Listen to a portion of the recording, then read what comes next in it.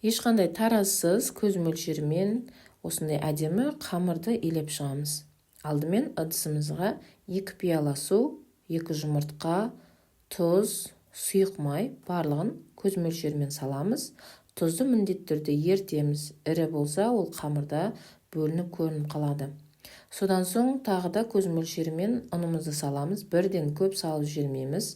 Дәл осы кезде айтатын жағдай, қамырды бірден қолымызбен мұжмаймыз.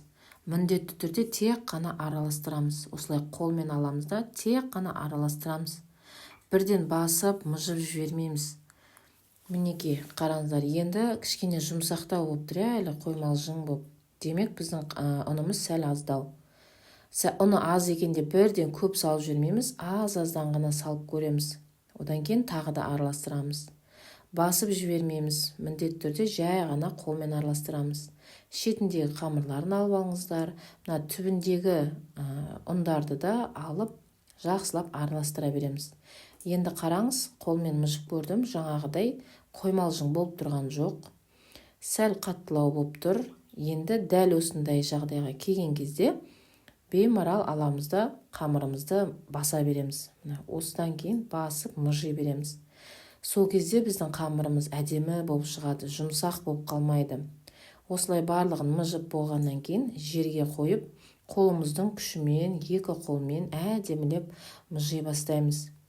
Өзі бір қалыпқа енеді осылай. Сол кезде жайлап баса бастаймыз. 3-4 минут ерінбей осылай басамыз. Әдемі, жақсы, өзімізге ұнайтын қамыр алғымыз келсе, міндетті түрде кішкене еңбектенеміз. 3-4 минуттан кейін қараңыз, қамырымыз өзі әдемі болып шықты. Енді бұл қамырымызды пакетке салып жарты сағатқа қоямыз. Егер де осы техникамен жасап үйренетін болсаңыздар, міндетті түрде ол бірінші, екінші жасағаннан шықпай қалуы мүмкін. Болды, шықпайды, бұл дұрыс емес екен демеңіздер. Бірінші жасағанда 1 пиала, 1 жұмыртқа қосып жасап көріңіздер, қолдарыңыз үйренгенше. Мына қамырымызды енді екінші рет алдықта тағы да басамыз, әдемілеп басып шығамыз. Болғаннан кейін тағы да пакетке салып қоямыз. Егер де қонақты кешке шақыратын болсаңыздар, бірінші азында тұрғаннан кейін осы қамырды илеп қойыңыздар бірінші. Сол кезде 30 минут күтесіздер ғой арасында. Міндетті түрде 30 минуттай күтіңіздер. Сол кезде қамырларыңыз тұрған сайын әдем болады.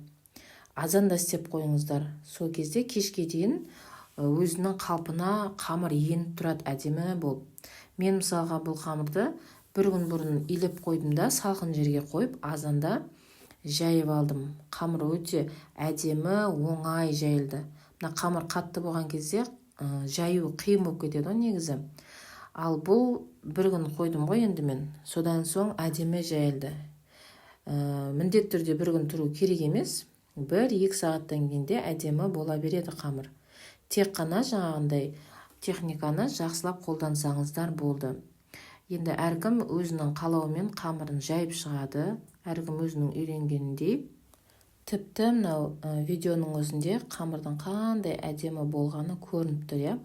Әркім өзінің қалағанша, кейбіреулер қалыңдау жақсы көреді, кейбіреулер жұқа жақсы көреді. Осылай әдемілеп жайып қоясыздар. Содан соң бірден тамаққа салсаңыздар болады, немесе тоңазытқышқа қоятын болсаңыздар, матаның үстіне жаңағы дәу болып жайылады ғой. Соны әдемілеп жайып, екі шетінен кішкене кептіріп аласыздар. Содан кейін осылай кесіп, мұздатқышқа салып қойсаңыздар болады. Мен 3 суала жайдым. Енді сол 3 суаланы да мұздатқышқа салып қоямын. Кез келген уақытта алып, ерітіп, тамағымды жасай беремін. Видеом ұнаса, арнама тіркеліп, лайк басып, пікір қалдыра кетіңіздер. Түсінбеген сұрақтарыңыз болса, комментарий бөліміне қалдырсаңыздар болады. Бағана айтып өткендей, егер қамырларыңыз дұрыс шықпай жатса, бірден қоя салмаңыздар.